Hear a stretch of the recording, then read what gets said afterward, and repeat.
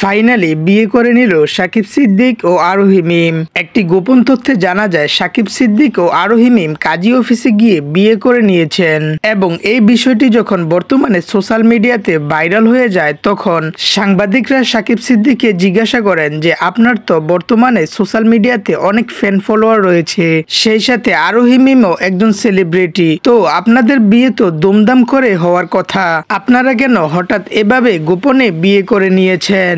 School gang season 3 কেনই বা করছেন না সাকিব সিদ্দিক ও আরোহী মিম? কেনই বা সবকিছু থেকে এভাবে দূরে থেকে গোপনে বিয়ে করে ফেললেন তারা দুজন? এবং সাংবাদিকদের প্রশ্নের উত্তরে কি বললেন সাকিব সিদ্দিক? সবই থাকছে আজকের এই ভিডিওতে, তাই ভিডিওটি একটু স্কিপ না করে সম্পূর্ণ ভিডিওটি দেখতে থাকুন। আর গাইস, আপনারা যারা এখনো রাইট নিউজ চ্যানেলটি সাবস্ক্রাইব করেন নাই এমন সকল ধরনের আপডেট সবার আগে পেতে রাইট নিউজ চ্যানেলটি সাবস্ক্রাইব করে রাখুন। এবার আসি সাংবাদিকদের প্রশ্নের উত্তরে সাকিব সিদ্দিক কি বলেছেন।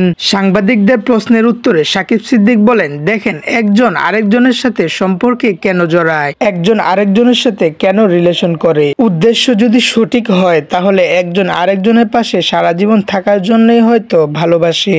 আরোহী মিম আমাকে প্রচন্ড ভালোবাসে ও আমার পাশে সারা জীবন থাকতে চায় এবং কাজের শুরু থেকে আমারও আরোহী মিমকে অনেকটাই ভালো লাগে, তাই আমিও আরোহী মিমের পাশে সারা জীবন থাকতে চাই। তো সে কারণে যাতে দুজন দুজনের প্রতি বিশ্বাস না হারাই, তাই এভাবে কাজী অফিসে কোর্ট ম্যারেজ করে বিয়ের কাজটি সেরে নিলাম। অবশ্যই আমরা ধুমধাম করে বিয়ের আয়োজন করব, অনেক বড় অনুষ্ঠান করে আরোহী মিমকে তুলে আনবো। এবং অন্যদিকে মিরাজ খান সাকিব সিদ্দিক ও আরোহী মিমের বিয়ের কথা যখন শুনে তখন কোন রকম খারাপ মন্তব্য না করে তিনি অন্তত দুঃখের সাথে বলেন, একটা সময় আমারও আরোহী মিমের খুব ভালো একটা সম্পর্ক ছিল এবং কোনো একটা বিষয় নিয়ে আমাদের মাঝে ভুল বুঝাবুঝি হয়, তবে বিষয়টি তেমন বড় কোনো ইস্যু ছিল না, চাইলে দুজনে মিলে সবকিছু মিটমাট করা যেত। তবে সেই বিচ্ছেদের পর আরোহী মিম আমার লাইফে আর কোনোদিনই আসেনি, কারণ ততদিনে সে তার মনের মানুষ খুঁজে নিয়েছিল।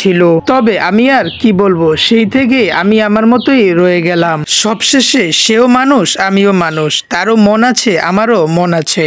আমাকে ভালোবাসছে বলে আমাকে অলওয়েজ ভালোবাসতে হবে বিষয়টা তা নয়, তার অন্য কাউকেও ভালো লাগতে পারে। আরোহী মিম সাকিব সিদ্দিককে বিয়ে করে যদি সুখে থাকতে পারে তাতে আমার কোনো দুঃখ নেই। আমি অলওয়েজ দোয়া করি তারা যেন সুখে এবং শান্তিতে থাকতে পারে।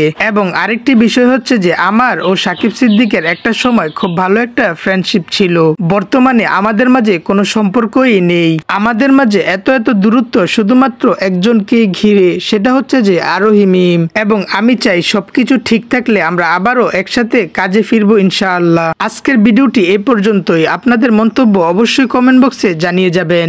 ভিডিওটি ভালো লাগলে ভিডিওতে একটি লাইক দিয়ে চ্যানেলটি সাবস্ক্রাইব করে দিবেন। আল্লাহ হাফেজ।